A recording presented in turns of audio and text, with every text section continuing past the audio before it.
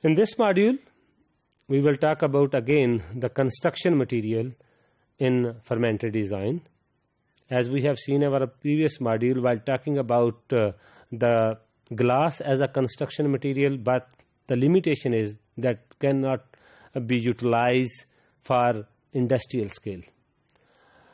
That can only be utilized on a laboratory scale or to some extent on a pilot scale. But when we talk about the construction material on a pilot scale or on an industrial scale, we have to think over other choices. So as concerned the other choices, so there is a choice to use the stainless steel, or at least that stainless steel which have cladding to limit the corrosion. So as concerned, there are different varieties of the stainless steel. So as concerned, the American Iron and Steel Institute, AISI, that state that the steel that have defined that what will be at what concentration and what will be the composition of the steel and in what condition and what composition, that can be referred to as a stainless steel. So in this slide you can easily see that as concerned AISI reportings that if the steel have less than 4% chromium, then that can be only called as the steel alloy. But when the chromium percentage is more than 4, then that can be classified as stainless steel. When we talk about the mild steel, in mild steel cases, that can only be coated with the glass or phenolic epoxy material, but that is occasionally used in fermentation as a construction material. But that is such material is reported by different fermentation scientists, and you can see that biochemical engineers by reporting the construction material of the fermenters. But in this slide, as I have written here, that wood, plastic and concrete bricks have been used, but the limitation for such material in case of wood, plastic and concrete, when there is no risk, we can say that there is no any care about the contamination. And we know that in case of very normal we can say that ordinary fermentation that concern the biogas fermentation, in which some solid state fermentation, in some oriental food fermentation where there is no risk of we can say that if there will be a contamination, that's no more problem for that. So in such cases we can utilize these materials, wood, plastic and concrete.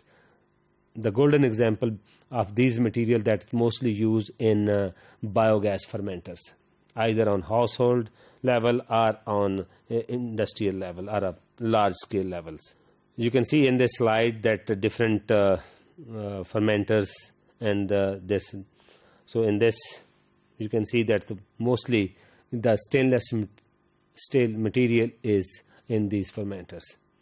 But that's why we are preferred as using the stainless steel. That is mostly that stainless steel is a corrosion resistant, that depend upon the existence of a very thin hydroxide film on the surface of the metal. So that's why that can withstand the corrosion properties. So that is the basic property of the stainless material. While selecting the construction material, we have to be focused upon rolling, pickling and heat treatment to that material. So either that withstand, either we can have, in general speaking, because when we have to construct the fermenter vessel, we have to need the joint or a welding. Sometimes we have to select such material which we can have a very smooth surface and we can easily fix the weld joints by welding. So we have to use that material that should be non-porous, insoluble, and self-healing, because sometimes when there is a corrosion, some materials have self-healing process if that is damaged, and then the film is repaired by when that exposed to the air with the oxidizing agent. So as concerned, the minimum amount of the chromium needed to resist the corrosion, that will depend upon the corroding agent in a particular environment, such as acids, alkali, gases, oil, salt, and fresh water. So by increase the chromium content, enhance the resistance to the corrosion, but only the grade of the steel containing at least 10 to 13% chromium develop an effective film. So when we talk about the different grades of the stainless steel, so then apart from the chromium, there is also the supplementation of the nickel and other metals to increase the properties of the stainless steel, as in case that the inclusion of the nickel in high percent chromium steel enhance their resistance and improve their engineering properties.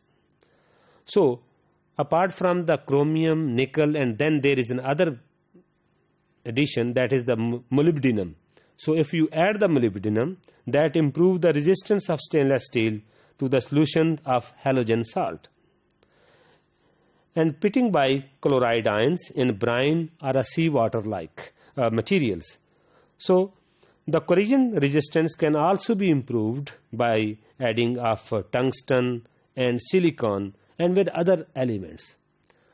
So if we will talk about the actual composition of different stainless steel materials, then we can consult with the different parameters discussed by different research institutes working on the improvement of stainless steel qualities.